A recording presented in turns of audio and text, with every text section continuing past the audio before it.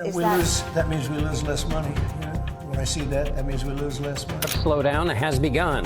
Bookings of container shipments from China to the U.S. are down nearly 50%. Seattle shipping port is empty. So is LA. It looks like that's the three main shipping ports on the West Coast. They are no longer getting international shipments. The last one is scheduled for tomorrow. 37,000 brand new cars are stuck at U.S. ports. Not damaged, not defective, just blocked. No storms, no strikes. Just one thing, tariffs. At the same time, nearly 50% of container shipments from China to the U.S. have vanished from the schedule. No press alert, no breaking news. Just a blank line where a vessel used to be. What's happening isn't an accident. It's a political decision with economic consequences, and the ports are the first to bleed. Before anyone in Washington could react, the slowdown had already started, and now it's rippling far beyond the docks. By May 2025, the slowdown was no longer theoretical, it was visible. The Port of Los Angeles reported a 35% drop in cargo volume, the steepest single-month decline since the pandemic. But this wasn't COVID, or climate, or labor unrest. This was policy-driven, and it hit like a wall. In the first 2 weeks of June, 10 scheduled cargo vessels were canceled with no replacement in sight. And usually it's filled, shipping container on top of shipping container, maybe 5, piled high, 5, somewhere around 5, I don't really know. That's more blank sailings than the entire previous year compressed into 14 days. And it didn't stop there. Oakland, Long Beach, Savannah, Newark all reported mounting cancellations and shrinking volumes. But the damage cut both ways. It wasn't just fewer goods arriving, it was American exports being turned away. Soybeans that once moved through West Coast ports are now loaded in Brazil. Poultry shipments are stalled. Tractors, steel, electronics all sitting in containers waiting for ships that no longer come. Desperate exporters are trying to reroute through Canada and Mexico. But that only works for companies big enough to afford delays and detours. Small manufacturers, they're stuck, and the knock-on effect is brutal. Cranes that once moved non-stop now sit idle. Truck drivers report fewer calls. Rail hubs are quiet. Warehouses are filling up not with goods to sell, but with goods that can't move. This is not a supply chain problem. It's a demand-supply disconnect engineered by geopolitics. And here's the core issue. Demand didn't collapse. The lanes did. Trade routes weren't lost to recession, they were choked by retaliation. Every canceled vessel is a warning. Every idle crane is a cost. Every stalled truck is a paycheck missed. This isn't a glitch. It's the new shape of trade, fractured, politicized, and increasingly unpredictable. And for a system built on speed, efficiency, and scale, this kind of paralysis is lethal. The crisis didn't start at the ports, it started at the White House. In April 2025, the US government announced a sweeping tariff plan, a 10% tax on all imports regardless of origin. That was just the beginning. It escalated quickly, 25% tariffs on foreign cars and a targeted 50% on European Union goods. It was the most aggressive protectionist move in 2 decades introduced without exemptions, transition periods, or international coordination. The global response was immediate and strategic. China reinstated tariffs on U.S. agricultural and air-shipped goods, cutting off low-volume e-commerce shipments overnight. The European Union retaliated with inspection delays and licensing slowdowns. Canada rerouted outbound freight to avoid U.S. customs risk.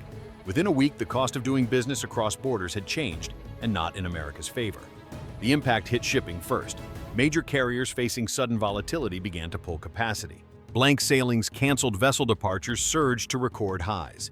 Mediterranean shipping company COSCO and Ocean Network Express cut multiple weekly trans-Pacific services. Entire container routes were wiped off schedules not because of falling demand, but because the risk of delay, cost, or retaliation made them unworkable. This wasn't logistics reacting to a natural disaster. It was reacting to uncertainty. And in global trade, uncertainty is the most expensive variable. Without clarity on tariffs, duties, and compliance rules, exporters hold back. Importers pause. Freight operators retreat. In just weeks, the highly optimized supply chain that kept American shelves stocked began to contract. The problem wasn't capacity, it was confidence. Companies didn't know which rules would apply tomorrow, so they stopped moving today. That's not a slowdown, that's paralysis. And it all started with a single signature one policy decision that ignored how fragile the system really was. June 2025 marked the public turning point.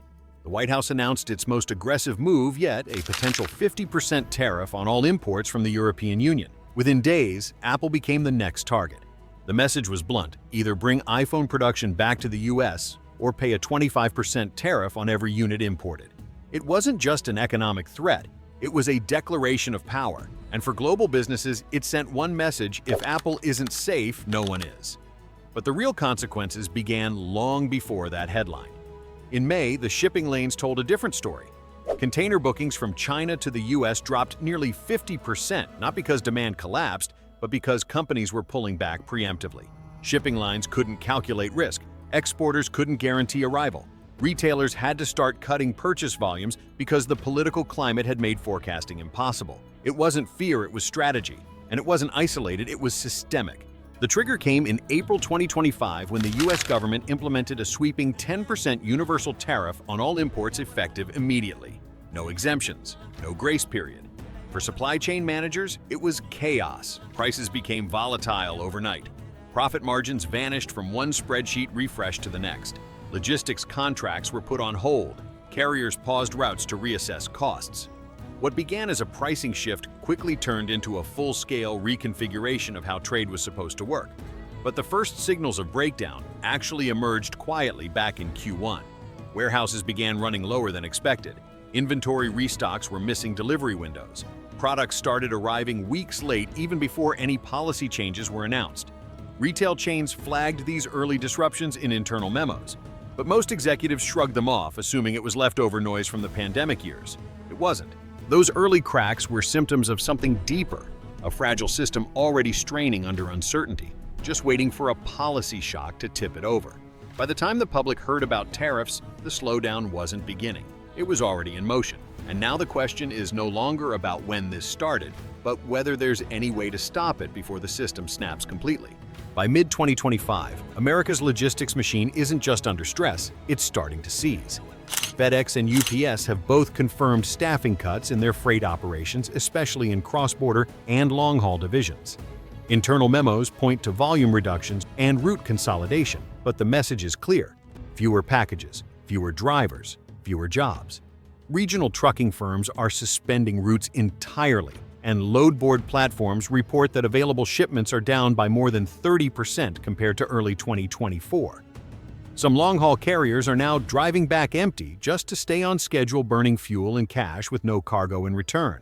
The flow is breaking at every link. Importers can no longer guarantee delivery windows. Suppliers are missing milestones. Orders are being pushed back, rerouted, or canceled outright.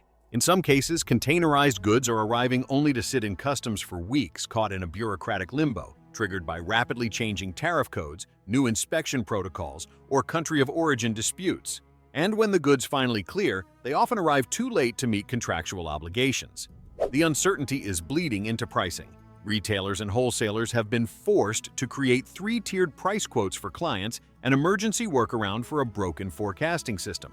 One price if the goods arrive on time and untouched, one if they're hit with mid-route tariffs or extra duties, and one if the shipment is canceled altogether and needs to be resourced domestically at a premium. In practice, this means that small and medium-sized businesses, the backbone of Main Street, can no longer plan inventory or budget cash flow.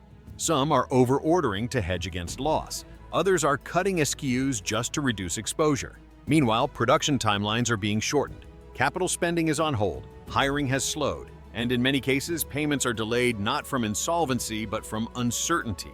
No one knows what will ship, no one knows what will clear, so no one wants to commit. What was once the most precise commercial network in the world, a system built on just-in-time global efficiency, is now running on guesswork. And as this paralysis deepens, the downstream impact is already showing. Warehouses are full, but only with goods that can't move. Assembly lines are pausing not from lack of demand, but from missing parts. Customer service teams are overwhelmed not from questions, but from refunds and complaints. Even giants like Walmart and Home Depot are reporting longer than usual restock times, while smaller firms are simply going dark on certain product lines. Here's the bottom line. This isn't a slowdown, it's dysfunction at scale. A logistics system doesn't need to crash outright to hurt the economy. It just needs to lose rhythm, and that's already happened. And everyday policymakers stay silent, the freeze spreads. Not just to ports and trucks, but to store shelves, paychecks, and entire business models. This is no longer trade policy. This is a silent blockade. Prices are rising, shelves are thinning, jobs are quietly disappearing. And while American ports fall quiet, the rest of the world is adapting. Canada is rerouting global cargo through Vancouver and Prince Rupert. Mexico is becoming a new manufacturing hub, assembling goods that once flowed through California. Trade hasn't stopped, it's simply moved away. The irony is stark. The very tariffs designed to protect American commerce are now pushing business toward America's neighbors. And in doing so, they're fracturing the same supply chain that once made the US the center of global trade. This isn't just about goods, it's about systems. And right now, that system is breaking from the inside out. Are you seeing higher prices for the same products? Is your usual order suddenly out of stock or delayed? Leave a comment below. Your experience matters. Like this video to help others understand what's happening, and subscribe to stay ahead of the next shock, because this trade war isn't slowing down and the next phase is coming fast. This isn't about politics, it's about your paycheck, your shopping cart, your future. And it's time more people knew.